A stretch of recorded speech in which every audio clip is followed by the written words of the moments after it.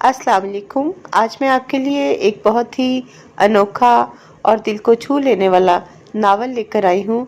इसकी पहली किस्त आपके पेश नज़र है। अम्मा वो देख, गाड़ी वाला चपातियाँ लेने आया हुआ है। 17 साल रोजीना टाट का पर्दा हटाकर गूंदे हुए आटे की परात पकड़ाने आई।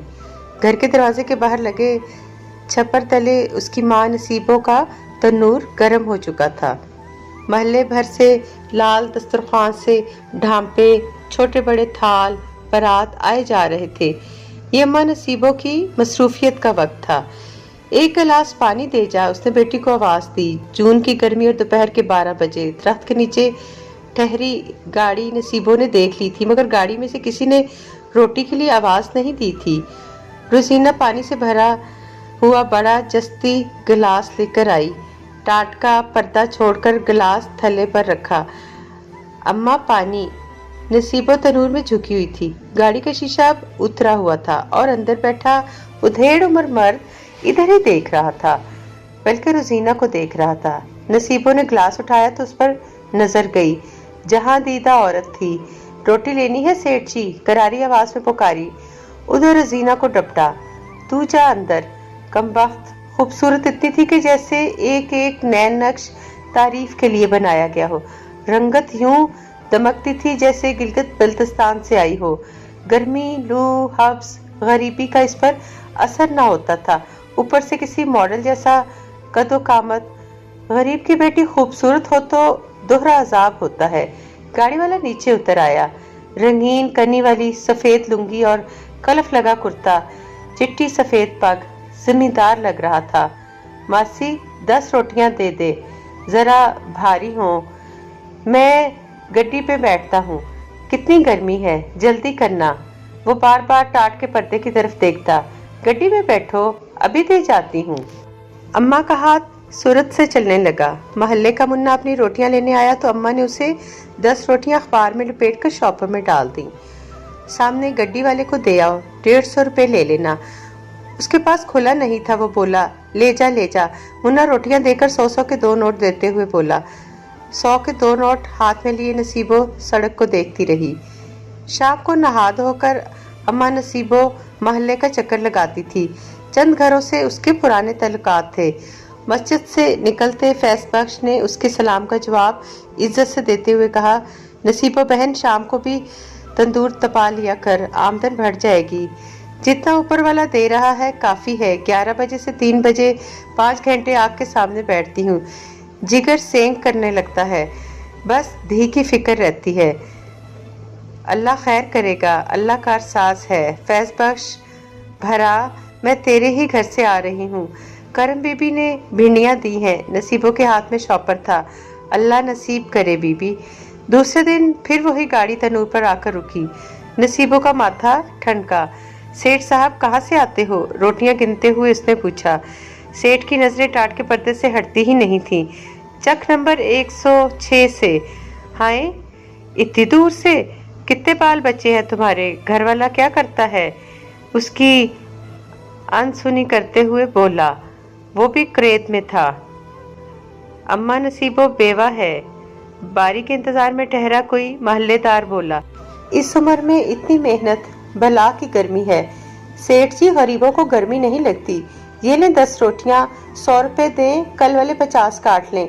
इतनी गर्मी में काम हक हलाल वाले ही करते हैं। सेठ ने बादल नखास्ता 50 रुपए पकड़े। अम्मा, आटा गूंद रखा है। टाट के पास से सुरीली आवाज आई। सेठ के कदम वहीं रुक गए। मुड़कर दरवाजे की तरफ देखने लगा, फिर झिझक कर गाड़ी की तरफ बढ़ा। साथ चलते रोटी के गाहक से पूछा, कितने बाल बच्चे हैं बेचारी के? एक ही बेटी है, जवाब मिला। सेठ वापस गाड़ी में बैठा और गाड़ी चली गई। अम्मा नसीबो रोजीना को लिए करम बीबी के घर आई थी। रोजीना नीम के पेड़ में झूला झूलने लगी। नसीबो, तेरी बेटी बिल्कुल परियों जैसी है। करम बीबी ने मुस्कुरा कर रोजीना को देखा। मैं इसकी वजह से बहुत परेशान हूँ। क्यों, खैर तो है? क्या बात है? चारपाई की अदवाइन कसते हुए करम बीबी के हाथ रुक गए। छोड़, मैं तुझे अदवाइन कस दूं। नसीबो आगे बढ़ी। हो गई ये तो बस, अपनी सुना, परेशान क्यों है? आज फिर वो गड्डी वाला आ गया।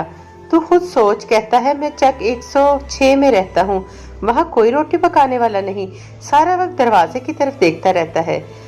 रोजीना धी है, भी तो इतनी प्यारी, इसे बाहर ना निकलने दिया कर। करम बीबी ने नीची आवाज में मशवरा दिया। मैं अकेली औरत, लाख बहादुर सही, रात को बहुत डर लगता है, पत्ता भी खड़के तो सांस निकल जाती है। अल्लाह सबका मुहाफिज है, कहे तो मैं अपने काशी को तेरे यहाँ सोने भेज दूं। भला इतना सा बच्चा क्या करेगा? काशी करम बीबी का 12-13 साल बेटा था।